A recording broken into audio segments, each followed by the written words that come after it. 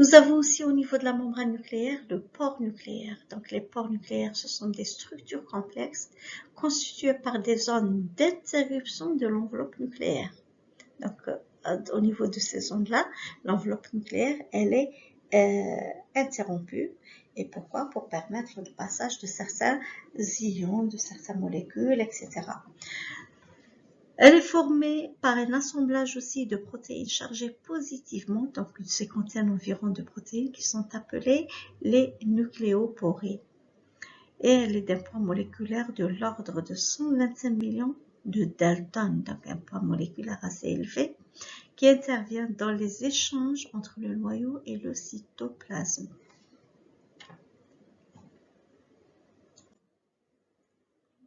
Quelle est la dynamique du pore? Donc, les pores ne sont pas des structures permanentes, mais des structures dynamiques, susceptibles de disparaître au cours de la mise en repos de la cellule et de réapparaître lorsque les échanges nucléocytoplasmiques sont augmentés. Donc, le nombre de pores est d'environ 3000 à 4000 par noyau, donc 5 à 15% de la surface de l'enveloppe. Il varie selon l'état physiologique de la cellule, en particulier lors de la croissance cellulaire, c'est-à-dire lors de l'embryogenèse. Quel est le rôle de ces pores? Donc, les pores contrôlent les échanges nucléocytoplasmiques dans les deux sens, c'est-à-dire dans le sens c'est-à-dire sortant et entrant, aussi bien dans le sens cytoplasme-noyau que dans le sens noyau-cytoplasme, et permettent un transit sélectif. Le cytoplasme, c'est-à-dire les échanges entre la cellule et le noyau. Donc, les petites molécules sont les nucléotides, les protéines de poids moléculaire inférieur à 40 kDa et les ions traversent le pore sans intervention extérieure par diffusion passive. Ces échanges utilisent les canaux latéraux du pore. Nous avons les canaux latéraux au niveau des pores.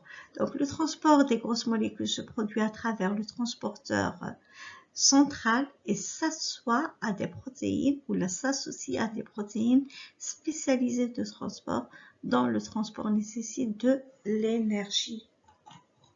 Parce que nous avons un transport, c'est-à-dire qui n'utilise pas d'énergie, et un transport qui utilise l'énergie. Nous allons le détailler dans les prochains chapitres.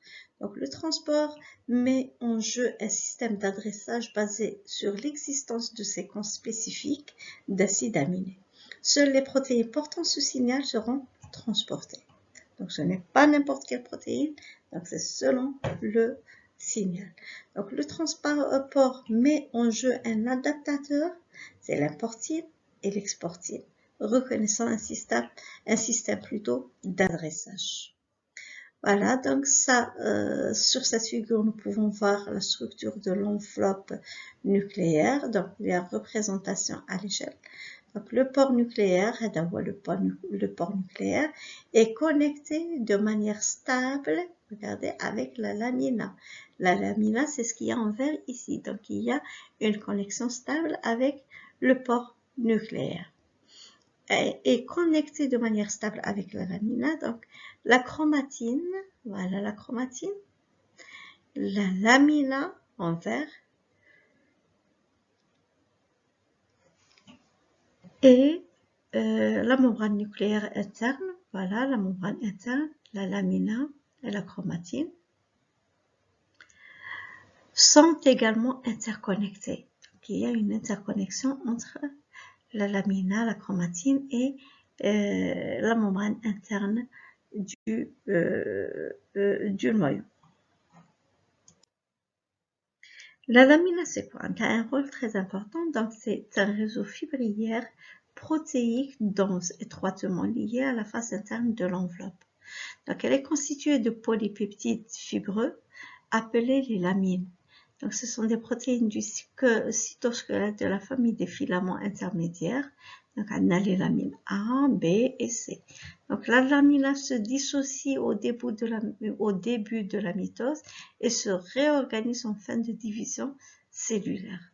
Donc, le rôle, constitue donc un échafaudage qui donne au noyau sa forme et maintient la rigidité de l'enveloppe nucléaire. Donc la lamina, elle maintient la rigidité de l'enveloppe nucléaire.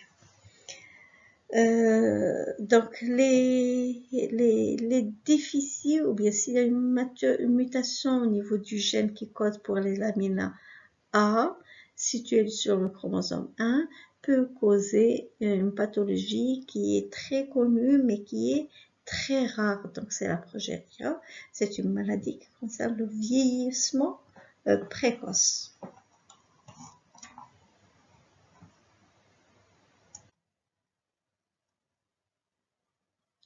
Alors au niveau de la chromatine, c'est quoi tout d'abord la chromatine? Elle représente le contenu du nucléoplasme observable en microscopie optique ou bien électronique dans les noyaux des cellules en interphase. Donc c'est en dehors de la mitose. La chromatine se présente sous deux aspects. Nous avons l'hétérochromatine et nous avons le chromatine. Donc l'hétérochromatine, elle est de couleur foncée. Après coloration en microscopie optique dense aux électrons au microscopie électronique, représente 80 à 90% de l'ensemble de la chromatine d'une cellule adulte et correspond aux régions métaboliquement inactives. Donc, il n'y a pas de transcription. Et nous avons le chromatine qui est clair par rapport à l'hétérochromatine. On a une couleur claire. Donc, après coloration en microscopie optique est moins dense, elle est moins dense aux électrons en microscopie électronique. Représente 10 à 20% de la chromatine d'une cellule adulte et correspond aux régions qui sont métaboliquement actives.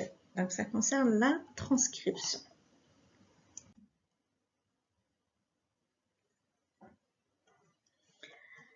Alors sur cette figure, nous pouvons voir le noyau, donc c'est vue d'ensemble du noyau au microscope électronique. Donc nous pouvons voir que le noyau est composé d'un nucléole, de l'euchromatine, donc c'est la partie claire, et l'hétérochromatine, c'est la partie sombre. Nous allons trouver la membrane nucléaire, nucléaire bien sûr. Nous avons ici le réticulum endoplasmique. Regardez comme il est si près du noyau.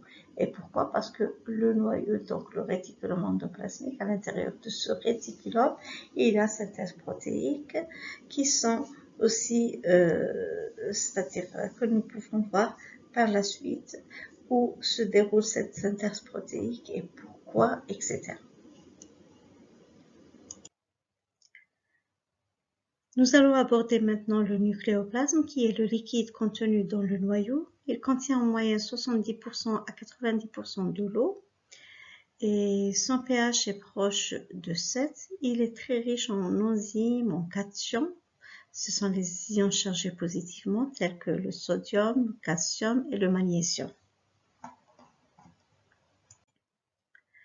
Le noyau assure deux grandes fonctionnalités. Donc, il permet le contrôle des réactions chimiques du cytoplasme et il stocke les informations nécessaires à la division cellulaire.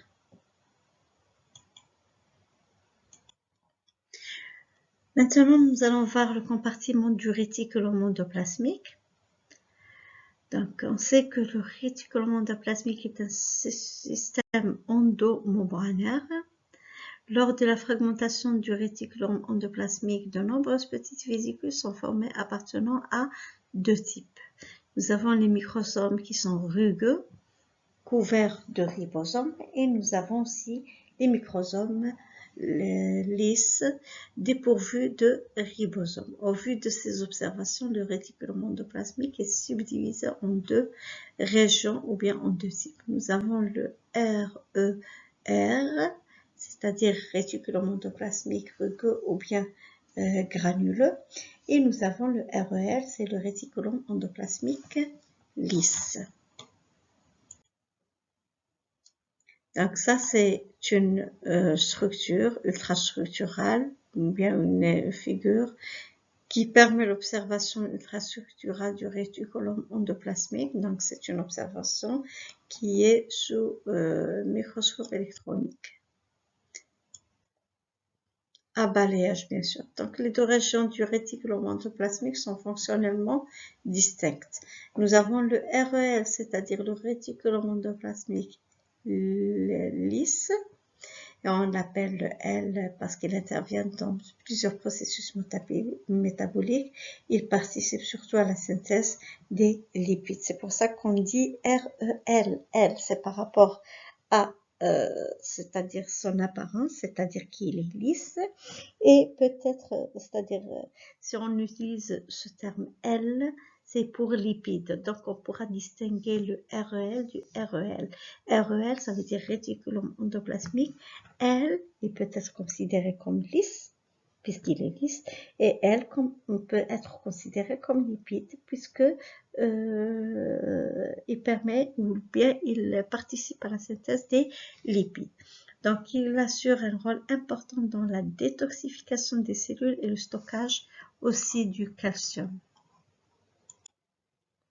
Dans les hépatocytes, il est très abondant et peut doubler de surface. Donc, si on dit hépatocytes, ça veut dire que ce sont les cellules du foie. Donc, le réticulum endoplasmique, il peut doubler de surface dans des situations particulières. Exemple, la prise de certains médicaments. Donc, donc, il assure aussi la fonction de détoxification qui est assurée par le cytochrome P450 qui rend solubles les toxines hydrophobes et en leur greffant un ion, donc c'est le OH- par hydroxylation. Donc la réaction qui fait intervenir le NADPH transférase et l'oxygène et le O2. Et concernant le RER, c'est-à-dire le réticulum endoplasmique rugueux ou bien granuleux, ou bien on peut aussi dire que R correspond au ribosome. Donc là, il permet la synthèse des protéines du fait de la présence des ribosomes. Donc, réticulum endoplasmique, on peut dire ribosomique, rugueux, ou bien le REX est granuleux. Donc, il permet donc d'assurer le maintien de la structure des cellules et la qualité des protéines membranaires et des protéines sécrétées ou bien les protéines de sécrétion. Donc, et sur ce, j'arrête ces diapositives ou bien ce cours. Nous allons nous se retrouver bientôt sur, toujours on va continuer la compartimentation fonctionnelle de la cellule. Donc, on va continuer par la deuxième partie par la suite. Alors, à bientôt, Inch'Allah.